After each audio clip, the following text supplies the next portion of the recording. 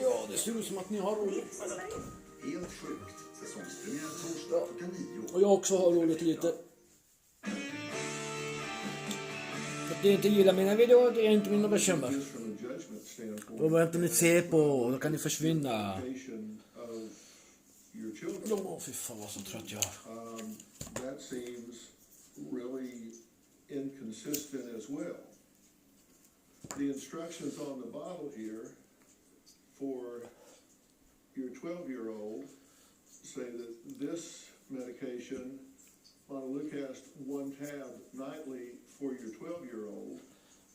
And how do you pronounce this one? Desloratadine. Desloratadine, take 1/2 tab by mouth daily. The 10-year-old, prednisone, take 1.5 tablets as needed for emergency plan only for the 10-year-old. And then you've got over here, you're telling them to give it to the 12-year-old, 2.5 every night. The reason he was taking the prednisone is because if he had had an allergic reaction, he starts his emergency protocols. And that is what is listed on his emergency protocols that he follows for several days. Det är ungefär som ni. Det är bra som målar. Ni är så jävla fucked up. On this screen, Ja, vi gillar inte ens det blir bla bla bla bla bla bla. but they have the same medicines. Fy fan. And they're prescribed the same medicines. See, this says 1.5 emergency only. Right. And you've upped the dose to 2.5 every night. I didn't change the dose. And it's the wrong child. Right, it's a different child, it's a different dose. It didn't come from me, it was the doctor's, that was what the doctor's notes had told me to do. His emergency plan is in the paperwork that I provided. All we have are your instructions. That's all you gave us. And then the bottles, which are different from what you say to do. I would never intentionally hurt my children or over-medicate. Well, I think you would do what you thought was the right thing to do. I don't think you would hurt your children on purpose. Don't hear me saying that, because I I'm not. understand that.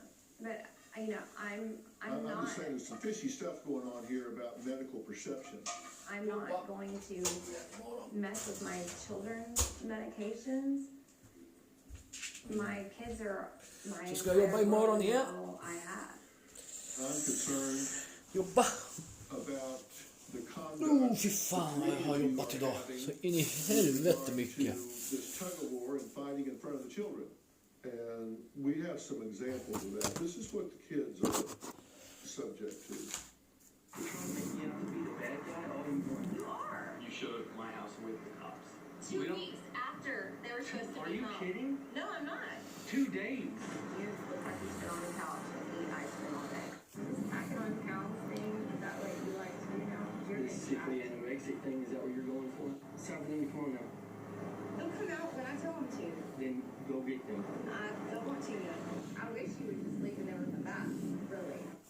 Just how are Marcus and Carrie's boys being impacted by their parents' constant fighting?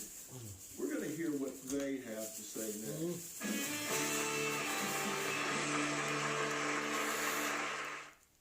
Ja.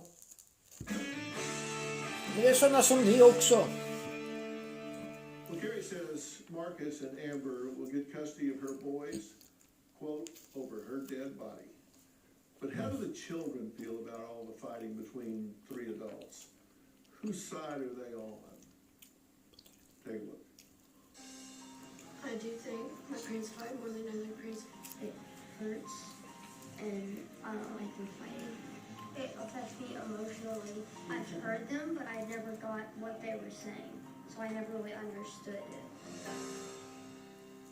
When Child Protective Services, for example, comes in and looks at the fitness of a parent, they look at 10 different factors. And number one, they look to see if you're able to provide a safe, stable, secure environment. That's mentally, emotionally, physically, all of of that. Are you able to do that? Mhm. Do you maintain a loving, stable, consistent, and nurturing relationship with the child? Are you attending to the daily needs of the child, such as feeding, clothing, and physical care? Do you attend to the adequate education for the child? Are you providing for the financial support of the child, the ability to identify and prioritize their needs ahead of your own? Ja. Do you empathize with and meet the child's needs? Do you have the ability to regulate your impulses and emotions instead of just letting them fly and just no impulse control? Can you assist them in developing and maintaining appropriate interpersonal relationships? Do you exercise appropriate judgment regarding their welfare? And I guarantee you, if I go through here and grade y'all's paper, you get about a B minus. This has to stop. Okay? This has to stop. Your role in this is the hardest of all. What you can do is support him in fathering his children. She's the mother, he's the father, you support the father. And in so doing, you support the mother because they should be on the same set of values and principles in raising these children. That doesn't mean text me through his phone. Are you not listening? Yes, sir, I am.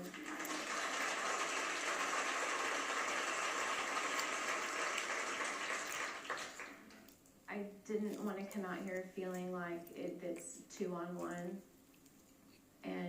but yet it's always like that. Well, you know what? You can play the victim here, or I'm not you can trying. put on your mommy pants and grow up. Oj.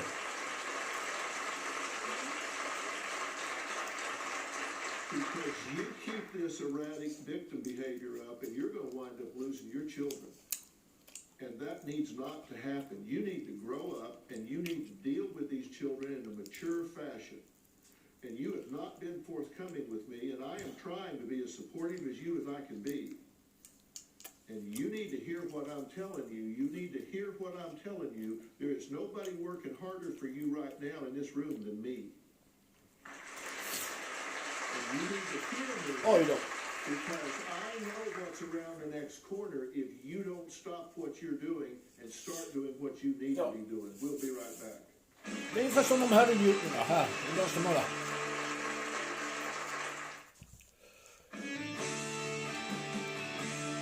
Inavel. You are Istället. using these boys as pawns. You are using their medical circumstance and situation to dramatize your relationship with them. You're using your own medical situation to dramatize your life and your situation. And you can roll your eyes and get sanctimonious all you want, but I'm going to tell you what. If they decide to drag you back to court and they appoint an ad litem for these children, that is somebody that does not work for you, does not work for him, but they investigate this situation, they're going to find out whether there's a Sharon Hodges or whether there's not. They're going to find out whether you had metastasized cancer or whether you didn't.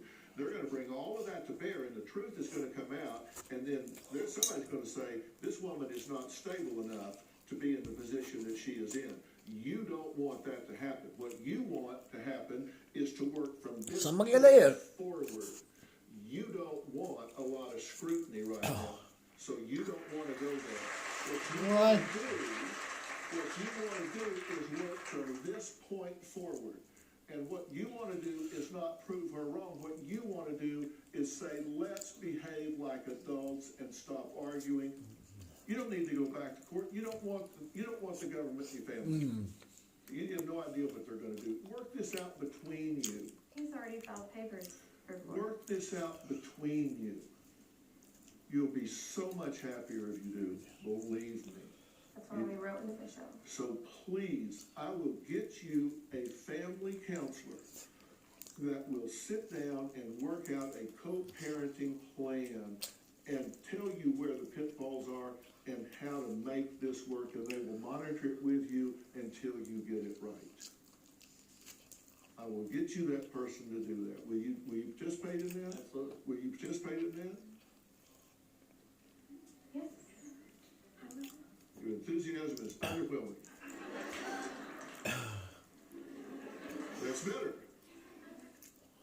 Coming up A wife who says she has been home taking care of her sick husband for the past 7 years. Oj. And that has taken all of the romance out of their relationship. That story next.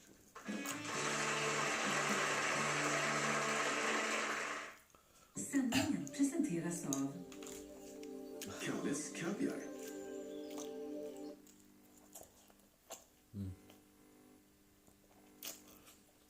Ja, men äta, men...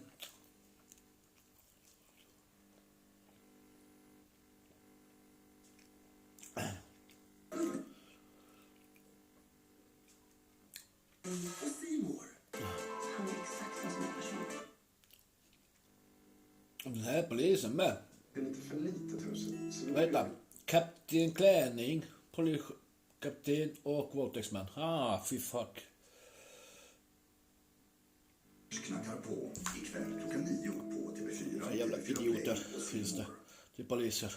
Finding love, getting married, and raising a happy, healthy family is a life goal for most of us. But what happens when the person you married is stricken with a serious illness and your primary role changes from spouse to caregiver? Well, that's exactly what happened to my next guest, Deb.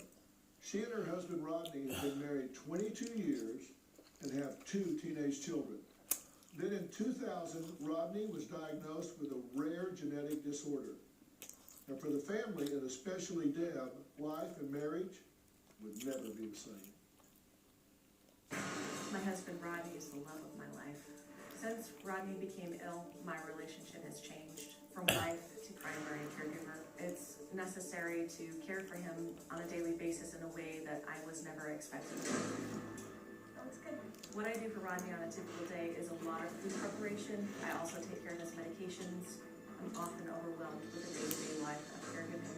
Many times I feel I don't have the energy for my children's needs. It's not fair because they need me too.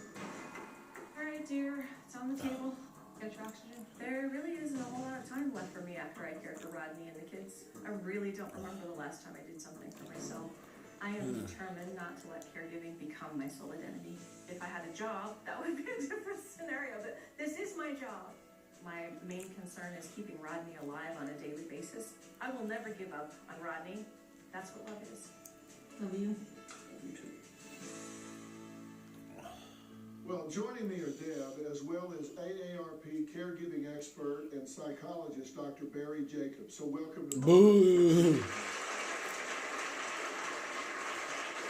So, Deb, I know this is a challenge. So what are some of the difficulties you experience as a spousal caregiver? Certainly, one of the difficulties is I was expecting a partnership when we got married. That was what we agreed to. There's also the difficulty with intimacy, and also there's just an awful lot of grief about the life that we lost. Dr. Jacobs, how big a problem is this in families today, the way people are living their lives? Situations like that are increasingly common as the American population ages. If you aren't presently a caregiver, Oh my God. in your life, you're likely to be a caregiver, or you're likely to need a caregiver. Unfortunately, spousal caregivers have it the toughest. As Deb mentioned, it's not just that the caregiving work itself is so hard, but it's that the loss of intimacy. Ja, men ätit i alla fall. Nu ska vi ta rök. So what kind of effect Åh, så min mobil blev uppdaterad idag. marriage? We know that the nationwide divorce rate is around 40%, but among couples dealing with serious chronic illness, that rate is certainly higher. So is there some people Ja, like Deb bara idiot.